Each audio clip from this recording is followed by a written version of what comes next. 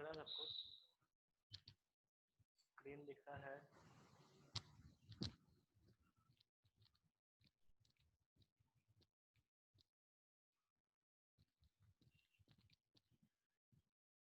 सबको स्क्रीन दिख रहा है?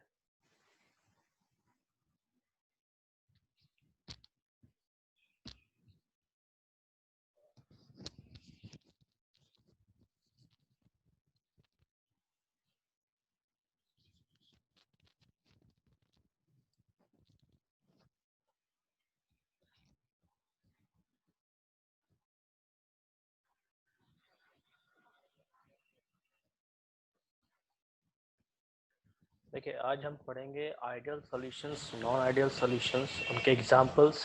ठीक है, अभी लास्ट टाइम मैंने लास्ट लेक्चर में आपको बताया था आइडियल सॉल्यूशंस किसे कहते हैं, ठीक है, आइडियल सॉल्यूशन का फॉर्मेशन कैसे होता है, तो उसी चीज को आज हम लोग डिटेल्स में देखेंगे। देखिए, हमने राउल्स लॉ पढ़ा है, राउल्स लॉ के बारे में पढ़ा है, और ये भी देखा था कि जो सॉल्यूशंस है वो राउल्स लॉ को फॉलो करते हैं या ओबे करते हैं। तो ओबे करने का मतलब क्या है कि जो राउल्स लॉ की थ्योरी है उस थ्योरी को सॉल्यूशंस को शो करना चाहिए। ठीक, अब जैसे देखिए, ये एक ग्राफ हमने देखा था लास्ट टाइम। तो जो राउल्स लॉ कहता क्या है था कि जो टोटल प्रेशर होगा वो प्रेशर आपका पार्शियल प्रेशर होगा सॉल्वेंट और सॉल्यूट का। ठीक है, तो इस चीज को अगर कोई सॉल्यूशन फॉलो करता है तो हम उसको कहेंगे कि वो आइडियल सॉल्यूशन है। अगर फॉलो नहीं करता है तो हम कहेंगे वो आइडियल सॉल्यूशन नहीं है। ठीक है,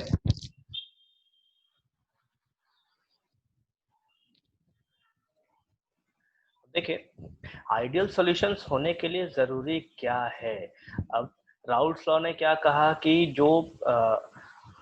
जो फोर्स ऑफ अट्रैक्शन है सॉल्यूट और सॉल्वेंट के बीच में, अगर उसमें कोई चेंज नहीं होता है तो हमारा आइडियल सॉल्यूशन होगा।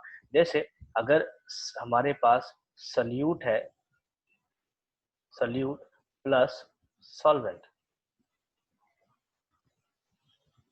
और ये मिलके हमको एक सॉल्यूशन दे रहा है।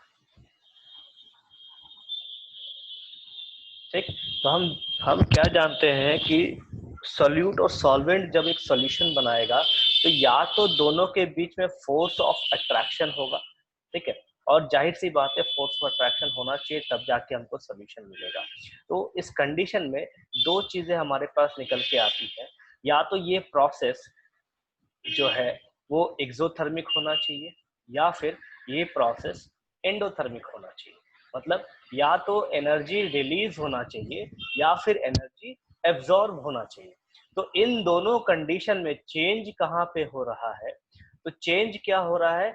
Breaking and making of bonds, या तो बॉन्ड टूटेगा या फिर बॉन्ड जुड़ेगा। ठीक है, ये दो प्रोसेसेस होते हैं। तो जब हम सॉल्यूट की बात करें जब हम सॉल्यूट की बात करें तो सॉल्यूट अगर हम इसको बी मानते हैं और सॉल्वेंट को हम ए मानते हैं, तो जब सिर्फ सॉल्वेंट है तो उस कंडीशन में ए और ए के बीच में जो फोर्स ऑफ अट्रैक्शन होगा वो मैक्सिमम होना चाहिए। ठीक, क्योंकि ये प्योर सॉल्वेंट है इस वजह से। और जो बी और बी के बीच में जो फोर्स ऑफ अट्रैक्शन होगा ये हमारा मैक्सिमम होना चाहिए, क्योंकि सिर्फ और सिर्फ सॉल्यूट है इस वजह से। ठीक है, तो आइडियल सॉल्यूशन किसे कहेंगे कि जब हम इन दोनों को मिक्स कर रहे हैं, मिक्स करने वक्त जो बॉन्ड बनेगा वो किसके किसके बीच बनना चाहिए? ए और बी के बीच में बॉन्ड बनना चाहिए। तो ये जो ए और बी का जो बॉन्ड है ये बॉन्ड हमारा कितना होना चाहिए? तो ए ए और बी बी के जैसा ही होना चाहिए। मतलब जो सॉल्यूशन का हमको बॉन्ड मिला है, फॉर्मेशन मिला है, ये बराबर होना चाहिए किसके? या तो ए ए के बराबर होना चाहिए, चाहे चाहे बी और बी के बराबर होना चाहिए। तब हम ऐसे सॉल्यूशन को कहेंगे आइडियल सॉल्यूशन। ऐसे सॉल्यूशन को हम क्या कहेंगे? Ideal solution. समझ में आया? किसी को डाउट है यहाँ तक? कॉन्सेप्ट में किसी को डाउट है?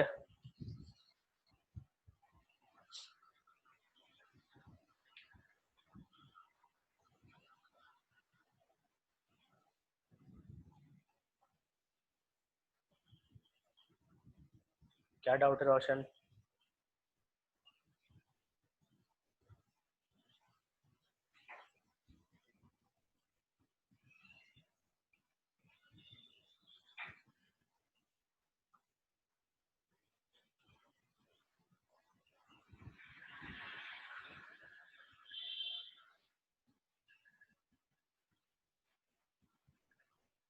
रोशन क्या डाउट है, लिखिए।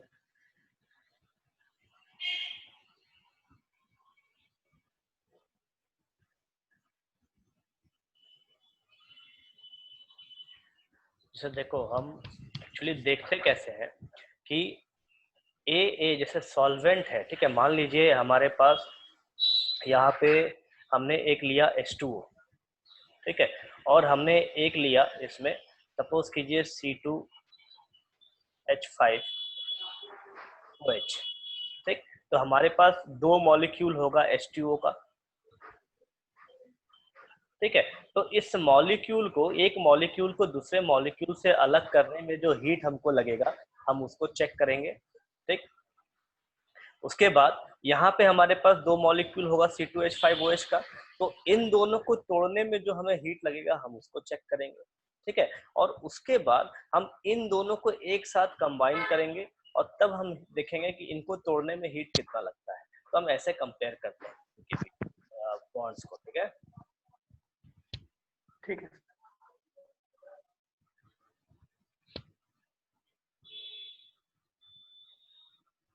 देखिए यहाँ पे नोट्स लिखा हुआ है, आप एक बार इस नोट्स से गो थ्रू हो लीजिए, अगर कोई डाउट है कहीं पे तो पूछ लीजिए। यहाँ पे कुछ एग्जांपल लिखा है मैंने, bromoethane and chloroethane, ये एक एग्जांपल है आपका आइडियल सॉल्यूशन का। देन एक एग्जांपल है n hexane and n heptane, फिर benzene and toluene, CCl4 and SiCl4, ठीक है। ये लगभग आइडियल सॉल्यूशन बनाते हैं, लगभग, ठीक है। मैं ये नहीं कहता ये कंप्लीटली आइडियल सॉल्यूशन बनाएंगे, लेकिन ये लगभग आइडियल सॉल्यूशन का फॉर्मेशन शो करते हैं। चलिए एक बार गो थ्रू हो लीजिए पूरा टॉपिक इसमें।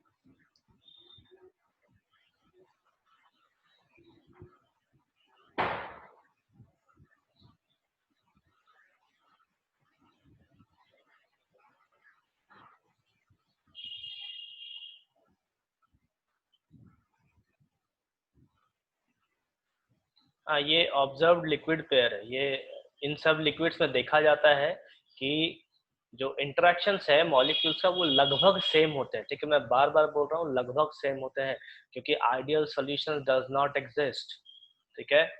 थोड़ा बहुत फर्क होता है, माइन्यूट फर्क होता है, क्योंकि हम देख सकते हैं अगर सॉल्यूट और सॉल्वेंट अगर हम मिक्स करेंगे तो जाहिर सी बात है वॉल्यूम बढ़ेगा ही बढ़ेगा।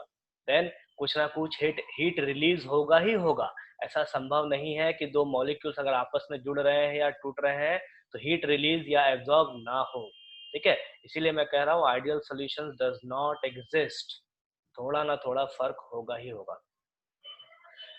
चलिए हम नेक्स्ट देखते हैं क्राइटेरिया क्या होता है आइडियल सॉल्यूशंस का। ये बहुत इंपॉर्टेंट है, क्राइटेरिया इसका काफी इंपॉर्टेंट है और ऑब्जेक्टिव क्वेश्चंस होते हैं इससे।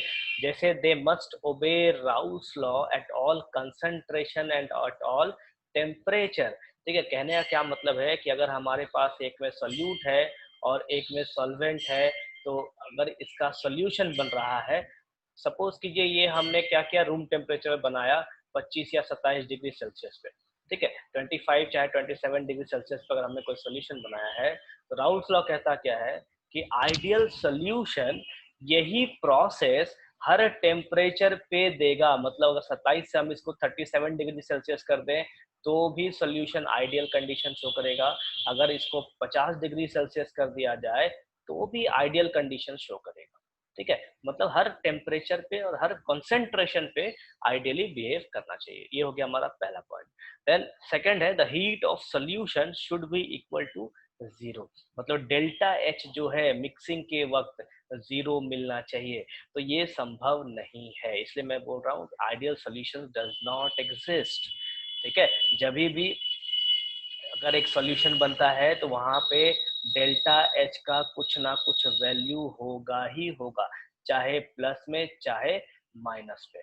ठीक है, तो आइडियल सॉल्यूशन के लिए डेल्टा एच हमेशा जीरो होना चाहिए, लेकिन नॉन आइडियल सॉल्यूशन के लिए यही जीरो नहीं होगा। ध्यान से सुनिए, नॉन आइडियल सॉल्यूशन के लिए ये जीरो नहीं होगा और आइडियल सॉल्यूशन के लिए ये जीरो होगा। Then third point, there should be no change in volume of solution on mixing। जब हम A और B को मिक्स करेंगे तो यहाँ पे वॉल्यूम में कोई चेंज या कोई बदलाव नहीं होना चाहिए। That is, neither there is any contraction nor there is any expansion or delta V is equals to zero। यहाँ पे डेल्टा V मतलब वॉल्यूम में कोई बदलाव नहीं होना चाहिए। इसके साथ साथ एक चीज और आता है, that is एंट्रोपी। ध्यान से सुनिए, एंट्रोपी, डेल्टा एस जो है वो भी जीरो होना चाहिए, चेंज इन एंट्रोपी जीरो होना चाहिए। ठीक है, ये है हमारा क्या, तो change in entropy, change in entropy. ठीक है, चेंज इन एंट्रोपी जो है वो हमारा जीरो होना चाहिए। तो डेल्टा आइडियल सॉल्यूशन के लिए क्या क्या जीरो हो गया, सबसे पहला तो हमारा हो गया यहाँ पे delta H zero, delta we zero और डेल्टा एस भी जीरो। ये तीन कंडीशन होते हैं आइडियल सॉल्यूशंस के।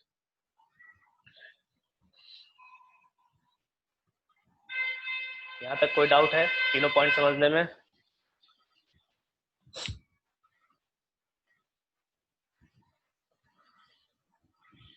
चलिए देखिए नेक्स्ट लाइन क्या लिखा, like gases most of the solutions deviate from ideal behaviour and are called as non ideal solution और रियल सॉल्यूशन। देखिए एग्जिस्ट नहीं, कंप्लीटली एग्जिस्ट नहीं करता है। ठीक है, अब जैसे देखो मान लीजिए हमने यहाँ पे ये ग्राफ देखिए आप,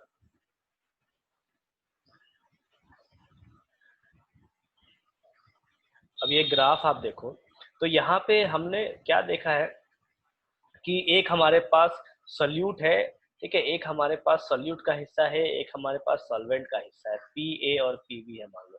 तो टोटल प्रेशर जो है, जो राउल्ट्स लॉ कैलकुलेट करके लाता है और जो एक्सपेरिमेंटली देखा जाता है टोटल प्रेशर, उन दोनों में फर्क है या नहीं। तो सपोज कीजिए राउल्ट्स लॉ के हिसाब से अगर टोटल प्रेशर देखा गया है 22 atm, ठीक है, इतना ज्यादा होता नहीं वैसे, इतना ज्यादा होता नहीं, मैं जस्ट अजम्पशंस के लिए बोल रहा हूँ, या इसको इसको रहने दिए, या यूं देखिए कि 0.2 atm अगर देखा गया है प्रेशर राउल्ट्स लॉ के हिसाब से, तो जो कैलकुलेशन है, अगर कैलकुलेशन के हिसाब से या तो 0.198 ऐसा कुछ आना चाहिए या फिर 0.21 ऐसा कुछ आना चाहिए। तो ये जो प्रेशर है ये अप्रोक्सीमेटली इक्वल है इसके।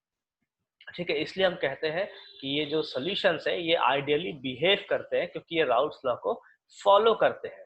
ठीक है, लेकिन एग्जैक्टली कभी भी कैलकुलेशन के बराबर नहीं आएगा। नहीं आने का रीजन यही है कि जो बॉन्ड्स का अट्रैक्शन है, जो बॉन्ड्स के टूटने और बनने से जो हीट एनर्जी रिलीज होता है उसमें फर्क होता है। ठीक है,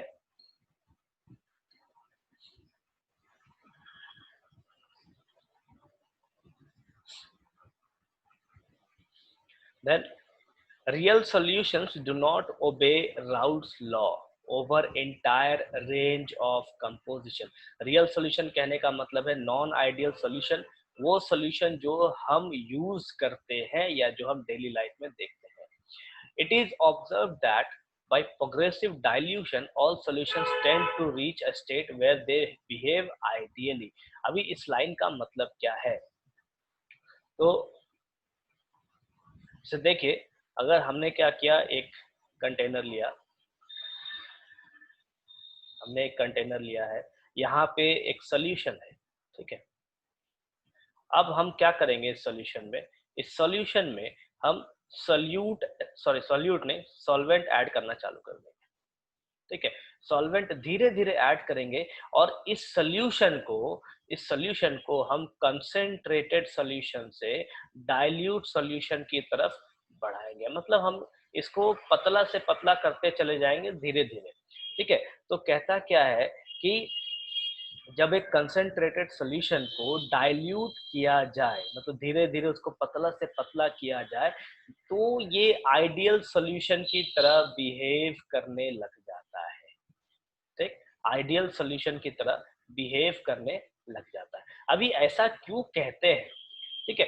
कहते इसलिए है कि जब हम सॉल्यूशन में सॉल्वेंट को हम डाल रहे हैं, तो आप देखिए जैसे जैसे हम सॉल्वेंट डालेंगे तो सॉल्यूशन हमारा पतला से पतला होता चला जाएगा, और इस सॉल्यूशन की जो प्रॉपर्टी है, सॉल्यूशन की जो प्रॉपर्टी है, वो प्रॉपर्टी प्योरली किस पे डिपेंड करेगा, सिर्फ और सिर्फ सॉल्वेंट के ऊपर डिपेंड करेगा, ठीक है। तो यहाँ पे जो मॉलिक्यूल्स होंगे वो मॉलिक्यूल्स किसके होंगे, सिर्फ और सिर्फ ए के मॉलिक्यूल्स होंगे, और जो फोर्स ऑफ अट्रैक्शन लगेगा वो सिर्फ और सिर्फ ए के वजह से ही लगेगा, क्योंकि यहाँ पे डोमिनेटिंग जो है वो ए होगा, ए का प्रॉपर्टी सबसे ज्यादा देखने को मिलेगा हमको। इस वजह से हम कहते क्या है कि अगर सॉल्यूशन को डाइल्यूट किया जाए कंटिन्यूअसली, तो उसमें आइडियल बिहेवियर देखने को मिलता है। तो मिलता इसलिए है क्योंकि हम उसमें मैक्सिमम क्वांटिटी जो है वो सिर्फ और सिर्फ ए का देखेंगे, तो फोर्स ऑफ अट्रैक्शन जो हमको देखने को मिलेगा वो भी ए का मिलेगा। जैसे एग्जांपल आप देखो, अगर घर पे ही अगर आपने मतलब किसी बड़े बाल्टी में अगर एक चम्मच चीनी डाला, तो चीनी तो भले घुल जाएगा, लेकिन उसमें क्या मिठास आएगी, बिल्कुल नहीं आएगी। क्यों? क्योंकि उसने जो सॉल्यूट का कंडीशन है, सॉल्यूट का जो प्रोपोर्शन है वो ना के बराबर दिया है, ठीक है। तो वहां जो भी हमको प्रॉपर्टी देखने को मिलेगा वो सिर्फ और सिर्फ पानी का ही देखने को मिलेगा, जो टेस्ट आएगा वो भी वाटर का ही आएगा, चीनी का कोई टेस्ट नहीं मिलने वाला। तो सेम कंडीशन यहाँ पे है, कहता क्या है कि अगर किसी भी कंसेंट्रेटेड सॉल्यूशन को कंटिन्यूअसली या प्रोग्रेसिवली डाइल्यूट बनाते चले जाए, तो हमको वो एक आइडियल कंडीशन या आइडियल सॉल्यूशन देगा। देन नेक्स्ट है हमारे पास formation of non ideal solution.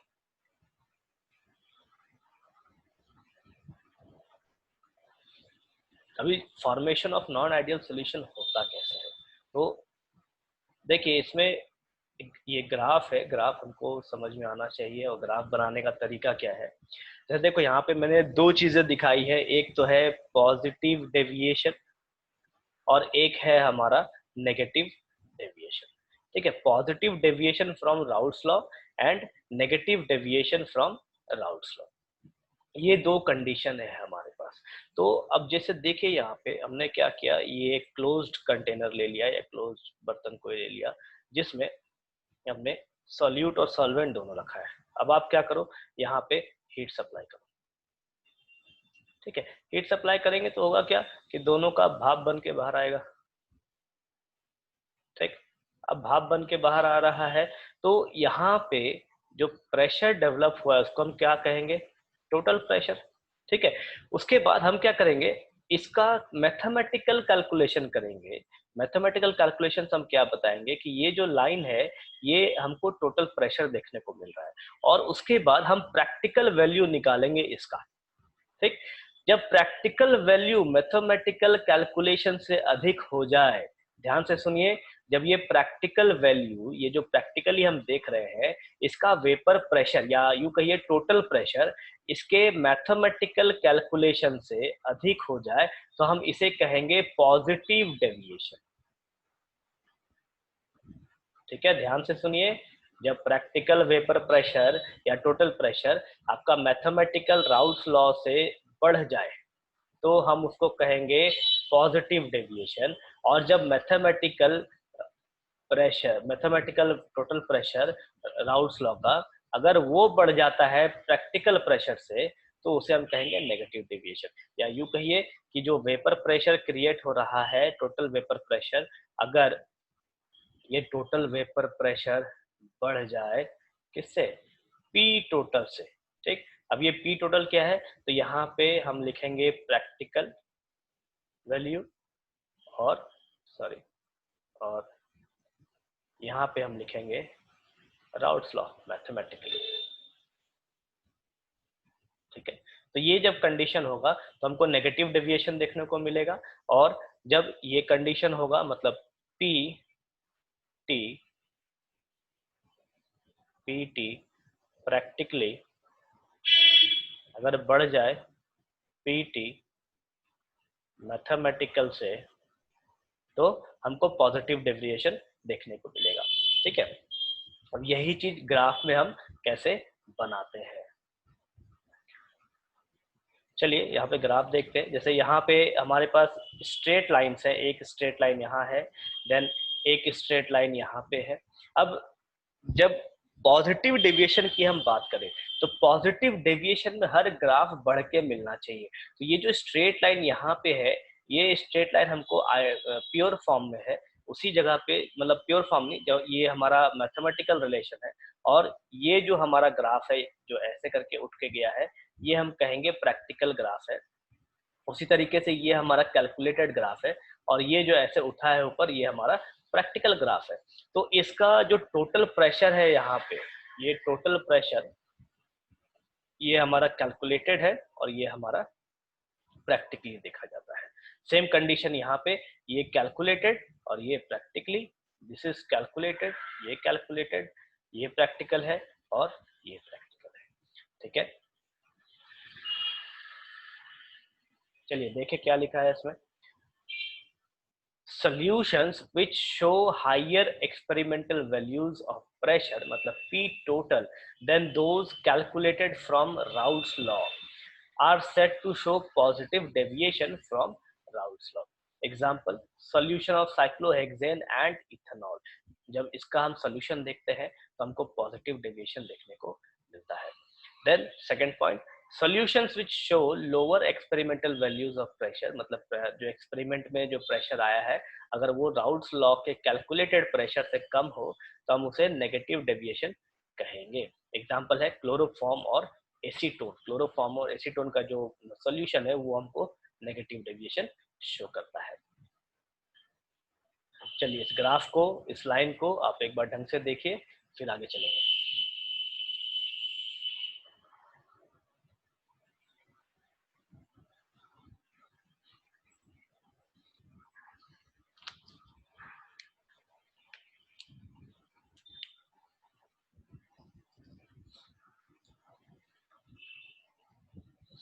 इस ग्राफ को आप प्रैक्टिस भी करेंगे बनाने का, ठीक है। एग्जाम में ये ग्राफ काफी इंपॉर्टेंट है बनाना, खाली लिख देने से इससे मार्क्स नहीं मिलेगा, ग्राफ आपको कंपलसरी याद होना चाहिए।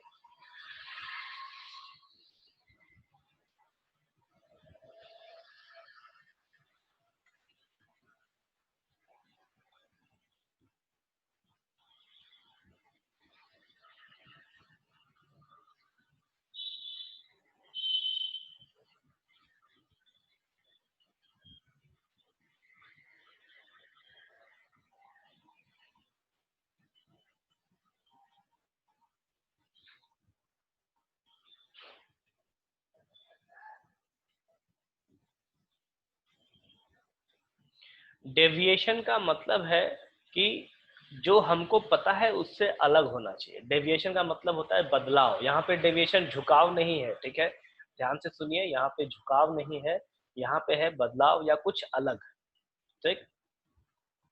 तो जो मैथ्स, मान लीजिए अभी आपको ऊपर एग्जांपल बताए थे, मान लीजिए राउट्स लॉ पे, यहाँ राउट्स लॉ यहाँ कैलकुलेट करके बताता है कि प्रेशर है आपका 0.2, तो एक्चुअल प्रेशर कितना आ रहा है 0.5, तो इसको हम डेविएशन कहते हैं, मतलब जो हमारा कैलकुलेट करके आ रहा है उससे अलग आ रहा है इसीलिए।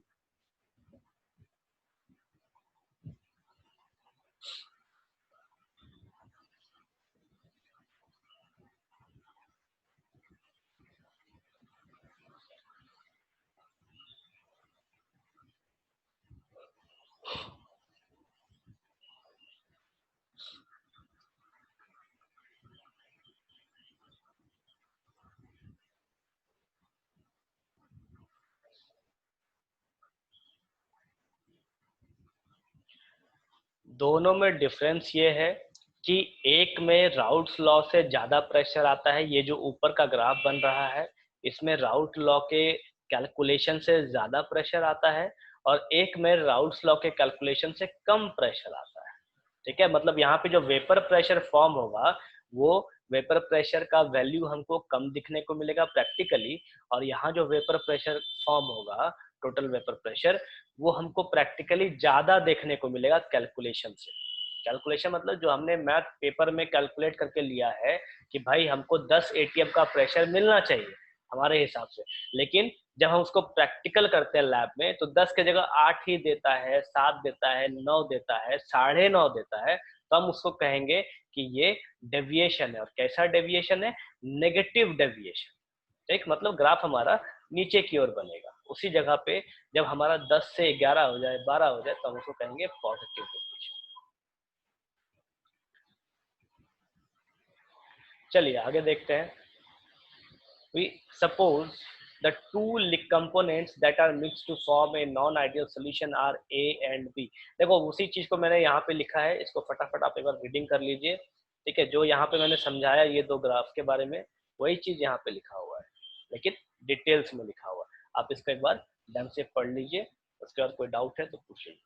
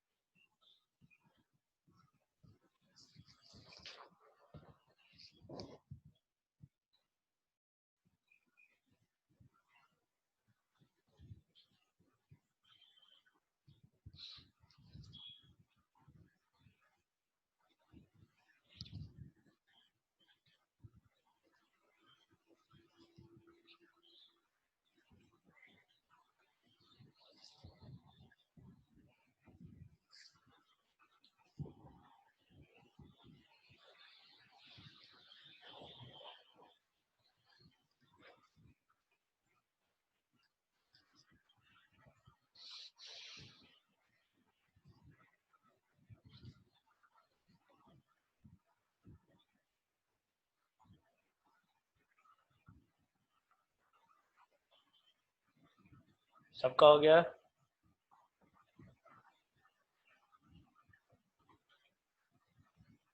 देखिए यहाँ पे नोट लिखा है मैंने, काफी इंपॉर्टेंट नोट है ये। पॉजिटिव डेविएशन जो है वो लो टेम्परेचर पे बॉयल होता है। मतलब देखो यहाँ पे एक ये जो लाइन है कि positive deviations boil at relatively low temperature, इसका मतलब क्या है? अब देखिए यहाँ पे जैसे हमने लिक्विड को बॉयल करना चालू किया, देखिए हमारा सरफेस है, सरफेस से यहाँ पे वेपर फेज में जाना चालू हो रहा है। ठीक, अब वेपर फेज यहाँ पे जो पी टोटल है, ये पी टोटल क्या अधिक होना चाहिए? किससे? तो राउट्स लॉ के ऑब्जर्वेशन से। ठीक है, तो ये पी टोटल ज्यादा कब होगा? जब यहाँ पे ए और बी के बीच में जो बॉन्ड है इसको तोड़ना आसान होगा तब। ठीक है, तो टूटेगा कब आसानी से? जब इसका बॉइलिंग टेम्परेचर कम होगा तब। ठीक है, तो इसीलिए लिखा जाता है कि पॉजिटिव डेविएशंस का मतलब है कि जो सोल्यूशन है यहाँ पे हमारा, ये सोल्यूशन कम टेम्परेचर पे गर्म हो जाना चाहिए या कम टेम्परेचर पे भाप देना चाहिए। अगर अधिक टेम्परेचर पे भाप देगा तो उसका जो ग्राफ है वो राउट्स लॉ के ग्राफ से नीचे की ओर हमको दिखेगा, लेकिन अगर कम टेम्परेचर पे बॉयल होगा तो उसका जो ग्राफ है वो राउट्स लॉ से हमको ऊपर देखने को मिलेगा। तो यहाँ पे देखिए कंडीशन है, ये आपको ग्राफ हर जगह बनाने का जरूरत नहीं है। कंडीशन क्या कहता है कि पॉजिटिव डेविएशन आपको कम टेम्परेचर पे बॉयल होगा जिसमें delta V positive, delta H positive. ठीक है, और वही उल्टा हो जाएगा नेगेटिव डेविएशंस के साथ। Negative deviations boils at relatively high temperature, ठीक है। अगर ज्यादा टेम्परेचर पे बॉयल होगा तो उसका जो पीटी है वो पीटी आपको कम देखने को मिलेगा, ठीक। यहाँ पे नेगेटिव के लिए पीटी जो है ये कम हो जाएगा राउल्ट्स लॉ के बाद, राउल्ट्स लॉ से, ठीक। और उस कंडीशन में डेल्टा वी जो है मिक्सिंग का वो नेगेटिव, डेल्टा एच जो है मिक्सिंग का वो नेगेटिव। इसके साथ हम जोड़ सकते हैं क्या, डेल्टा एस, ये हमको नेगेटिव देखने को मिलेगा, और यहाँ पे जोड़ सकते हैं डेल्टा एस, ये हमको पॉजिटिव देखने को मिलेगा, ठीक है। तो आप नोट्स में कॉपी में लिख लीजिए, जहाँ पे डेल्टा वी मैं लिखा हूँ, डेल्टा वी के साथ डेल्टा एच के साथ यहाँ डेल्टा एस भी आएगा। ये काफी इंपॉर्टेंट है, इसको छोड़ना नहीं है, ऑब्जेक्टिव में कई बार पूछता है, ठीक है। चलिए आप एक बार देख लीजिए, फिर आगे चलेंगे।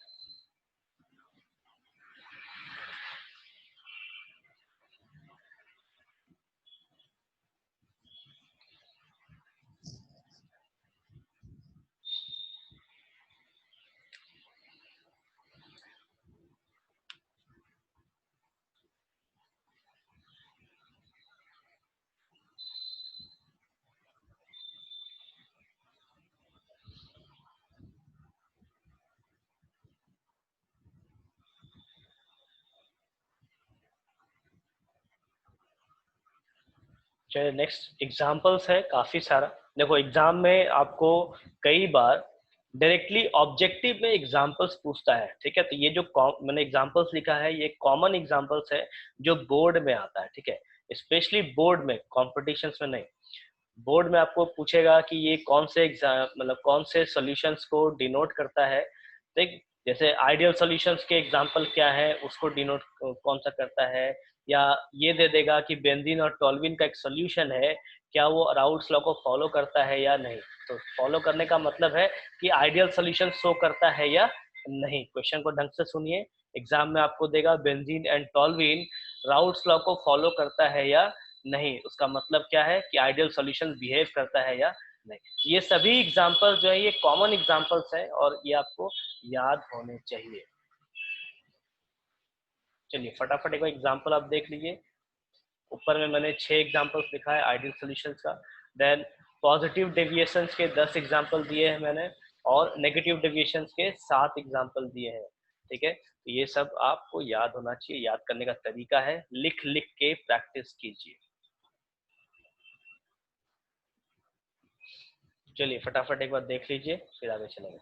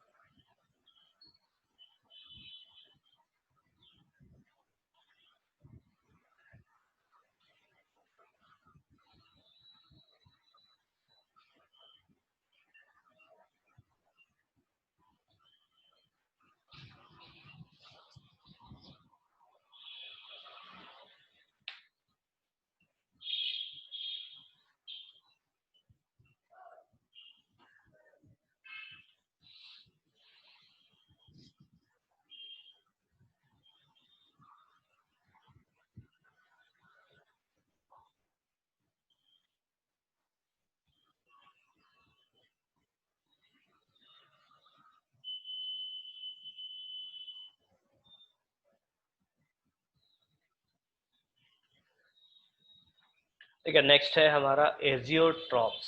ठीक है, एजियोट्रॉप्स है क्या, तो ये भी एक तरह का, ये जो एक तरह का सोल्यूशन है जिसको हम मैक्सिमम यूज करते हैं इंडस्ट्री लेवल पे। ठीक है, इंडस्ट्री में कई जगह इसको यूज किया जाता है ताकि एनर्जी का सेविंग हो सके, एनर्जी को बचाया जा सके।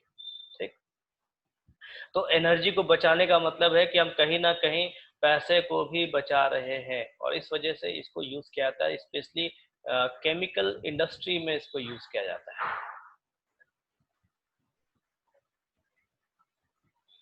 केमिकल इंडस्ट्री कह लीजिए, या फिर आप पावर इंडस्ट्री कह लीजिए, तो इन सब जगह पे हम एजियोट्रॉप्स के मिक्सचर्स को यूज करते हैं। ठीक है,